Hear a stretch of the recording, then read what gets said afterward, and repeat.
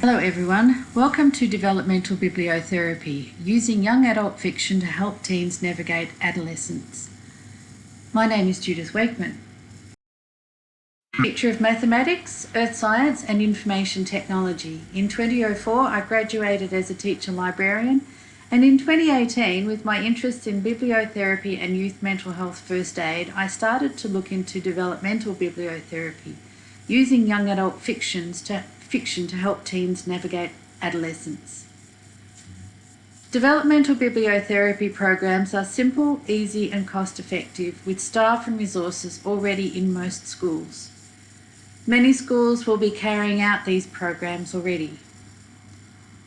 The evidence is clear that reading fiction can mitigate the effects of mental illness in young people, almost as a preventative strategy. And yet the programs that provide these benefits are being dismantled, with staff and funding removed in favour of programs providing care for students after the effects of mental illness have taken their toll. So I hope you will use the evidence in this presentation to support your campaigns for ongoing developmental bibliotherapy programs in schools.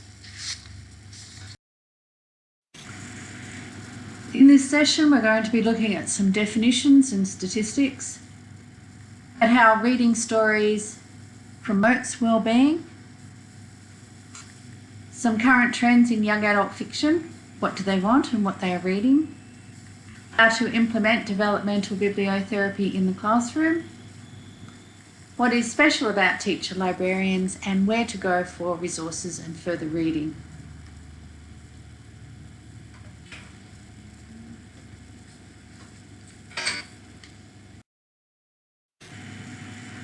Key takeaways will be knowledge and information, conversation starters and solid arguments, evidence, research, reading lists and other resources, and affirmation and advocacy.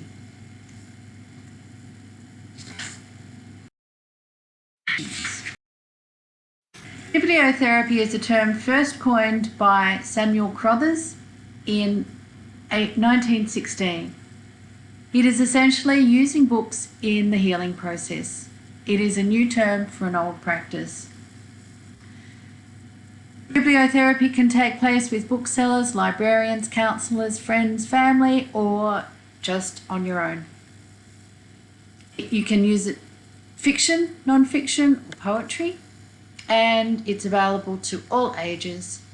It can be structured or spontaneous. Bibliotherapy is designed to foster resilience, change perspectives, validate experiences, and confront anxiety. Before I go much further, I must acknowledge that bibliotherapy is not a panacea. It is most effective when combined with other treatments. This session is confined to developmental bibliotherapy, which is about using young adult fiction as a preventative strategy. So developmental bibliotherapy is about guided reading programs for young adults, implemented by trusted adults in informal lessons, and using young adult fiction. It is designed to help teens navigate adolescence by providing authentic role models who can give guidance and insight, as well as information and understanding. And it is designed to promote and nurture well-being, as I said, almost like a preventative. Developmental bibliotherapy occurs when a young person realises that a positive change has taken place in their thoughts, feelings, actions, or beliefs.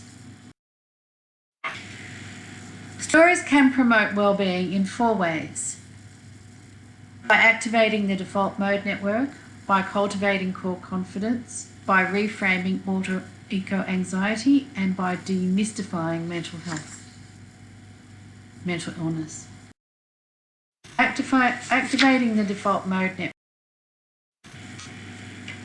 The default mode network is a network of interacting brain regions active during REM, daydreaming, and while reading. The default mode network is the brain running in neutral, active when we are occupied in non-task related thought. It is constantly in a performance feedback revision loop. The default mode network kicks in if I was to say the word dog. Some of you will think about the dog at home, the dog that needs to be taken for a walk, the dog that bit you when you were young. You will have a variety of emotions attached to that word, that 3-letter word.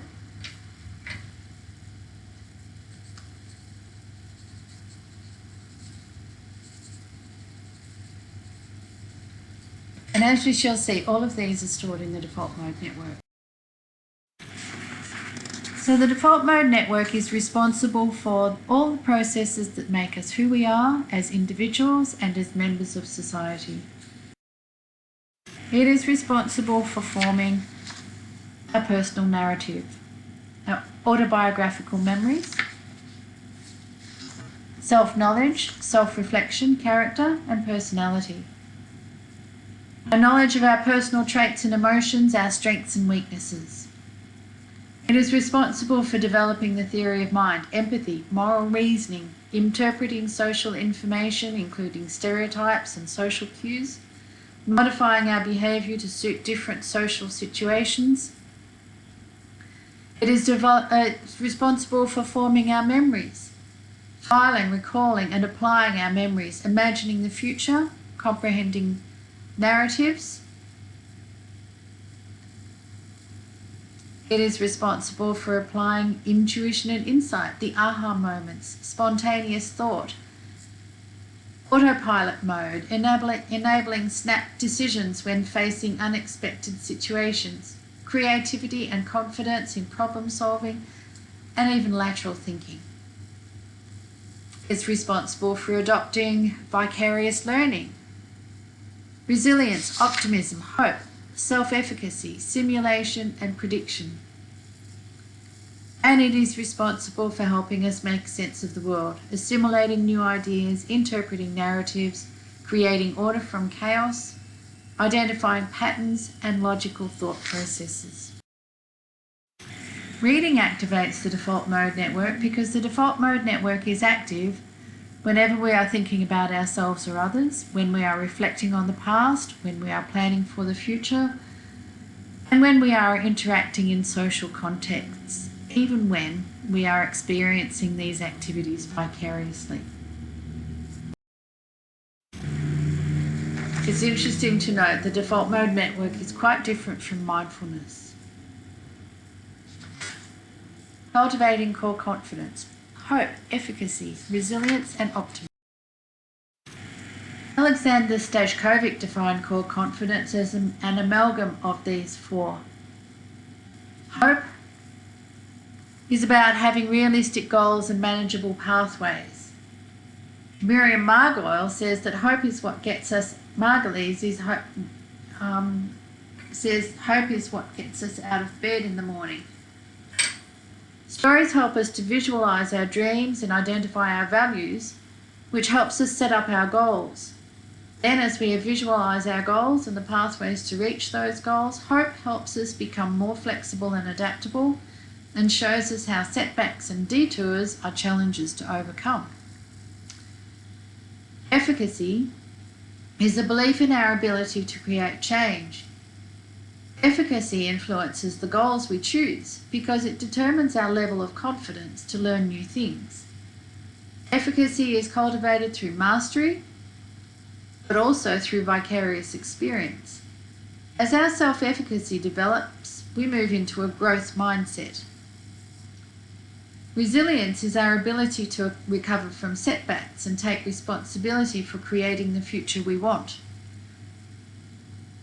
It involves behaviours, thoughts and actions. Reading about resilient individuals shows us that resilience can be learned and developed.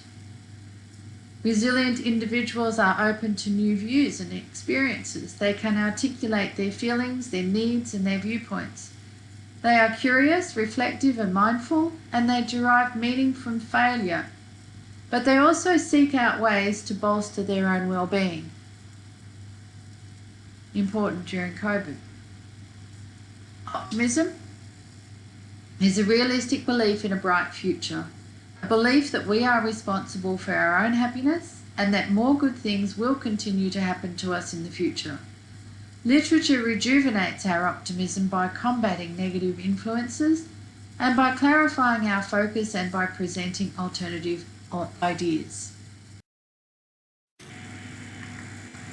Reading about ordinary people achieving ordinary successes or performing extraordinary deeds makes us realise that the brain is flexible and adaptable, that intelligence and confidence can be developed, and we start to adopt a growth mindset.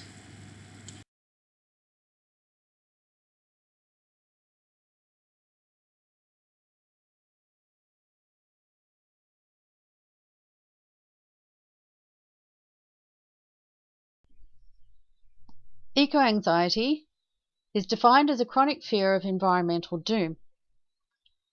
It could also be called climate anxiety, solastalgia, ecological grief, or pre-traumatic stress. However, there are no statistics on the incidence of eco-anxiety across the globe. In fact, eco-anxiety is not considered to be a medical condition in itself. It can affect anyone, regardless of age, education, agency, spatial or temporal proximity, and it can manifest in many ways. And yet, the impact of eco-anxiety has yet to be acknowledged in traditional scientific, educational, or economic frameworks.